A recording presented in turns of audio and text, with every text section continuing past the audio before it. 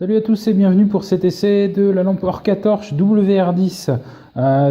Cette lampe m'a été fournie par Orcatorch pour une revue, pour un essai complet. C'est une marque que je ne connais pas encore, qui m'a contacté via un forum et qui voulait même me proposer ce produit pour essai. Donc vous pouvez retrouver le produit sur la page Amazon d'Orcatorch qui pour l'instant ne commercialise que cette lampe au prix de 200 €. Donc on va voir un peu ce qu'on en a pour ce prix-là. La lampe est présentée dans une mallette de protection, une mallette de transport, de façon assez classique mais très professionnelle. Et à l'intérieur, on va retrouver un manuel d'utilisateur qui va nous expliquer que la lampe fait au maximum 950 lumens.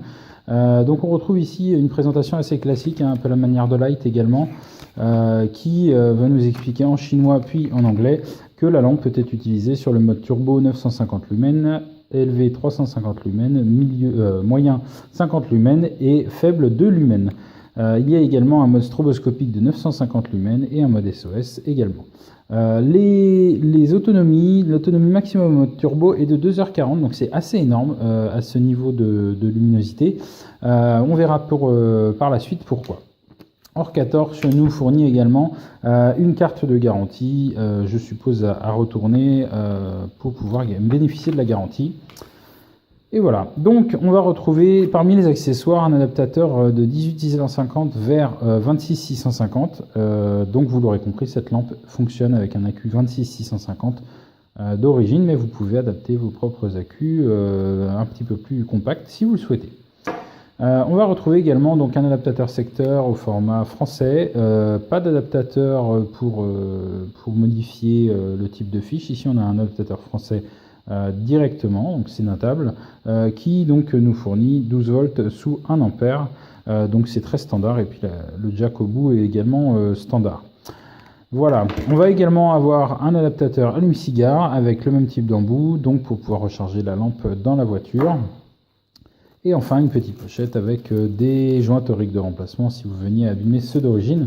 Jusque là, très classique, complet, mais notable. Ce qui va être un peu spécial sur cette lampe, c'est le chargeur.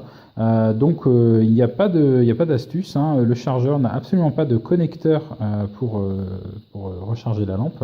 On va voir par la suite pourquoi. Et peut s'alimenter évidemment avec l'adaptateur fourni, qui est donc très standard. Je vous montrerai. Donc on va passer tout de suite à la lampe.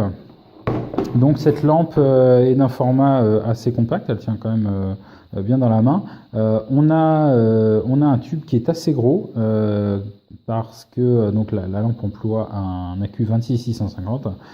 Ici on va avoir un pourtour lisse avec une vitre anti-reflet, voilà, on voit l'anti-reflet violet, un réflecteur parfaitement lisse et au fond une LED XML2 d'un blanc froid. Le réflecteur est très très propre, hein, il n'y a pas de poussière ou quoi que ce soit à l'intérieur, et puis la vitre est en verre trempé évidemment, équipée d'un joint torique qui assure l'étanchéité jusqu'à 2 mètres. On va retrouver l'unique bouton électronique sur le côté, couleur verte, avec à l'intérieur également un témoin lumineux. Et puis c'est tout.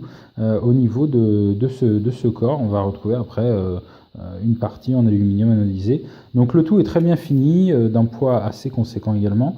Mais en tout cas, on sent que c'est une lampe plutôt robuste qui doit pouvoir encaisser quelques coups avant de mal fonctionner. Donc en dévissant le corps de la lampe, on va trouver non seulement la présence d'un joint torique, mais également l'accu fourni qui est au format 26-650 estampillé Orcatorch. Alors on sait très bien que ça doit être un accu de marque qui a été relabellisé avec un circuit de protection évidemment pour protéger des surtensions et puis en tout cas des courts-circuits et des trop fortes intensités. Elle est annoncée pour 4000 mAh et elle a été testée par un membre de BLF pour plus de 5000. Donc ici Orcatorch est franchement modeste et ne manque clairement pas sur la capacité. Ce qui est notable sur cette lampe, c'est que le corps est donc composé en 2 tubes concentriques. Donc il semblerait que le plus et le moins soient véhiculés par ces 2 parois pour permettre en fait le rechargement. Donc on vient au point le plus notable de cette lampe qui est donc le rechargement par induction. Donc cette lampe en fait va se recharger un petit peu à la manière d'une brosse à dents, c'est-à-dire qu'on va la poser dans son socle et sans aucun contact électrique, elle va se mettre en charge.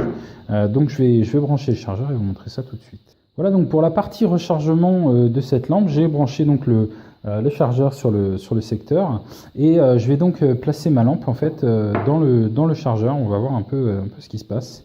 Voilà, donc à peine la lampe insérée, en fait même un petit peu au-dessus du chargeur, on va avoir un témoin de charge qui s'allume, qui nous signifie qu'en fait, par un effet d'induction, donc on a une bobine de chaque côté, le courant passe et recharge la batterie, donc à la manière d'une brosse à dents, parce que c'est vraiment l'exemple le plus parlant que je peux vous présenter. Et quand on va enlever la lampe, voilà, la lampe va s'allumer sur le mode le plus faible. En fait, en cas de coupure de courant, ça peut s'avérer très utile. Admettons que votre chargeur donc se retrouve sans courant, comme ceci. Voilà, donc la lampe va s'allumer de façon à ce que vous la trouviez très facilement dans le noir. Donc en cas de coupure de courant, cette lampe peut être bien utile. En tout cas, c'est vraiment l'aspect qui me vient tout de suite à l'idée. Donc lorsque j'insère la lampe, elle s'éteint, et lorsque je l'enlève, elle se rallume sur le mode le plus faible. Ensuite, un simple appui vous permet de l'éteindre. Voilà, donc pour la partie fonctionnement, on va allumer cette lampe par un simple clic et arriver sur le mode le plus puissant, à savoir donc les 950 lumens du mode turbo. Et par des appuis successifs, on va passer sur le mode élevé, le mode moyen, le mode faible et enfin l'extinction. Donc on doit en fait passer par les différents modes d'utilisation pour éteindre cette lampe. Voilà, donc j'allume sur le mode le plus élevé, moyen, enfin en tout cas élevé, moyen, faible et enfin éteint. Par un double clic, comme ceci, non, par un appui long, pardon, comme ceci, je vais avoir le mode stroboscopique annoncé dans la notice. Si je refais un appui, je vais avoir le mode SOS, donc très classique, 3 courts, 3 longs, 3 courts. Et ensuite, quand je rappuie, je reviens sur le mode préalablement utilisé. Voilà, donc si j'avais une petite remarque à faire sur cette lampe, simplement je trouve dommage d'avoir à traverser tous les modes pour éteindre la lampe, mais en dehors de ça, on a quand même une lampe qui est super bien finie, qui est puissante et puis qui a une très très bonne autonomie, puisqu'on a plus de 2h30 avec 1000 lumens. Vous n'aurez jamais ça avec un accu 18650, vous aurez tout au plus 1 heure d'autonomie, mais ce sera bien tout. Donc ici c'est quand même vachement notable. À noter donc que le voyant s'allume en dessous également quand la batterie devient faible. Et puis quand la batterie est chargée sur son socle, le voyant passe au vert. Donc ici on a du orange et la LED passe au vert lorsque la lampe est chargée. Donc j'ai fait l'essai pour vous. Voilà, donc c'est tout ce qu'il y a de notable sur cette lampe. Je vous laisse retrouver le produit sur la page Amazon. Et puis en attendant, je vous souhaite à tous une bonne continuation et à bientôt pour des prochains essais. Salut!